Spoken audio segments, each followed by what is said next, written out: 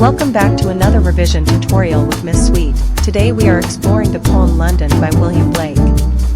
In this video, I will do a complete walkthrough of the poem.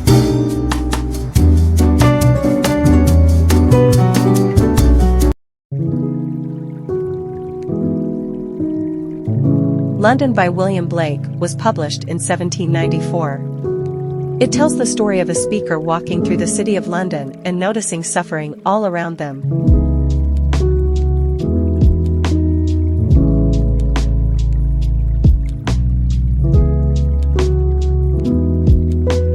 Here is a list of key vocab used within the poem. Chartered is this instance is when something is bought or rented for a purpose. Woe means great sorrow or distress. Manacles are handcuffs or physical restraints. Appalls means when something disgusts or horrifies you. Hapless is when someone is unlucky. Harlots are female prostitutes, sex workers. A hearse is a horse and carriage which carries a coffin to its final resting place. Blight means plague or disease.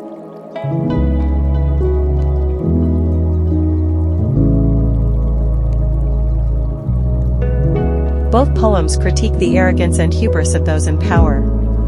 In London, Blake critiques the monarchy, the church, and the government for their roles in the suffering of the people. In Ozymandias, Shelley critiques the arrogance of rulers who believe their power to be eternal, encapsulated in the inscription, "Look on my works, ye mighty, and despair." Both poems adopt a critical tone toward the oppressive forces they describe. Blake's tone in London is one of sorrow and anger towards the systemic suffering, while Agard's tone is defiant, challenging the misrepresentation and omission of Black history in education.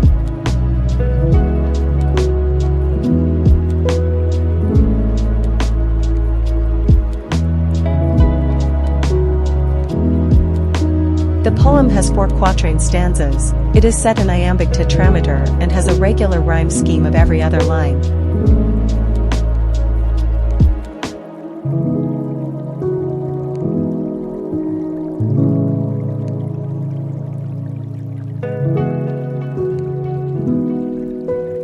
Metaphor. The marks serve as a metaphor for the visible and invisible scars inflicted by the oppressive societal structures. These marks are not literal, but represent the emotional and psychological toll on the individuals. Repetition. The repetition of the word chartered emphasizes the extent of control and regulation imposed on the city. By describing both the streets and the Thames as chartered, Blake highlights the unnatural and pervasive control over both the urban environment and nature. This suggests a sense of entrapment and restriction, as even the river, a natural element, is subjected to human ownership and control. Alliteration. The alliteration draws attention to the words and reinforces their impact. The repetition of the W sound creates a somber tone, emphasizing the pervasive and universal nature of the suffering experienced by the people Blake encounters.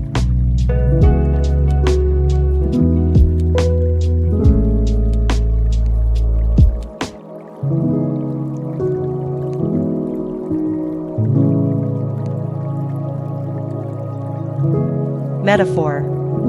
The metaphor of mind-forked manacles suggests that the true constraints on the people are not physical, but mental. These manacles represent the internalized oppression and limitations imposed by society. This powerful metaphor highlights the theme of psychological imprisonment and the idea that the people's minds are shackled by their social and political environment. Juxtaposition. By juxtaposing the cries of men and infants, Blake emphasizes that suffering affects all ages. This contrast highlights the universal nature of the oppression in London, showing that both the strong and the vulnerable are equally impacted. It underscores the pervasive and inescapable nature of the misery described. Anaphora. The repetition of the phrase "in every" at the beginning of each line emphasizes the suffering and oppression in London. This device underscores that no one is exempt from the pervasive misery, highlighting the widespread impact of the city's social and political conditions.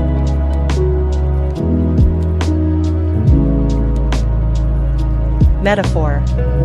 The phrase "runs and blood down palace walls" is a metaphor for the violence and bloodshed that underpin the power of the ruling class. It suggests that the luxury and stability of the palace are tainted by the blood of soldiers and the suffering of the oppressed, indicating that their power is maintained through violence and exploitation. Alliteration. The alliteration in "chimney sweepers cry" and "hapless soldiers sigh" creates a rhythmic flow and emphasizes these phrases, drawing attention to the suffering of both the chimney sweepers and the soldiers.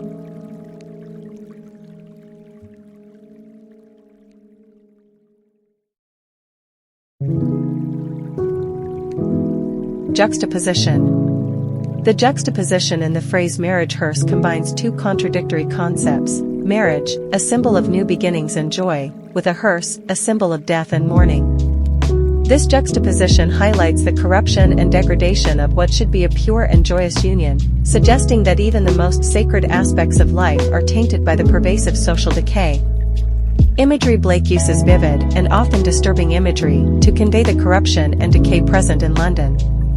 Midnight Streets suggests darkness and danger, setting a somber tone. The youthful harlot's curse evokes a sense of lost innocence and moral decay, while the newborn infant's terror highlights the impact of this corruption on the most vulnerable. Marriage hearse combines the joy of marriage with the sorrow of a funeral, creating a powerful image of death and decay within supposed sanctity.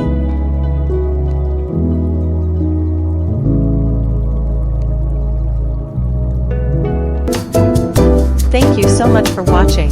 If you found this helpful, please like and subscribe.